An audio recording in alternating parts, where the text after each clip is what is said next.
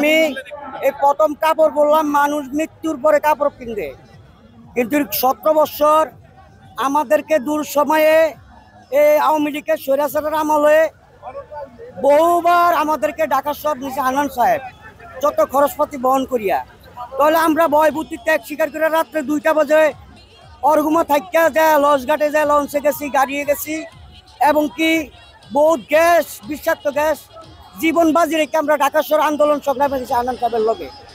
কিন্তু তারেক রহমান বলছিল যেমন কি যারা জনগণের পাশে আছে, রাজপথে আছে, মামলা খাইছে, বিপদের জনগণের পাশে যে আছে তারে মার্কা দিবে।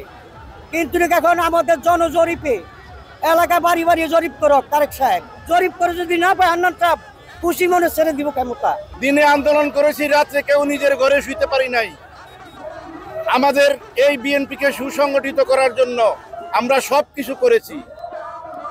আমাদের আশা ছিল আমাদের দেশ নায়ক তারেক রহমান খুব স্পষ্ট বার্তা উনি দিয়েছেন, যার কাছে জনজরিপ থাকবে, যে জননন্দিত হবে, যে এই আন্দোলন সংগ্রামে জেল খেটেছে, তাকেই নমিনেশন দেওয়া হবে।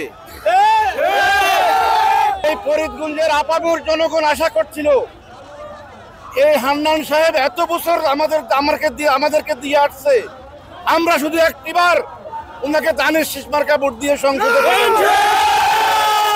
আমাদের সেই আশার প্রতিফলন আমরা এখনো দেখতে চাই। আমরা নিরাশ নয়, তবে আমরা হতাশ। তারেক সাহেবের কাছে এই আবেদন, আমরা বিগত 18 বছর বহুত নির্যাতিত হয়েছি।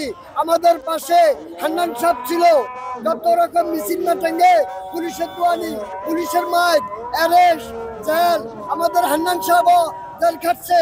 কি কারণে আমার হান্নান সাহেবের দেওয়া হলো না, এই বলিয়া আমার কেন্দ্রীয় নেতার কাছে অনুরোধ, চাঁদপুর 4 আসনে হান্নান সাহেবের ধানের শীষ মার্কা দেওয়া হোক।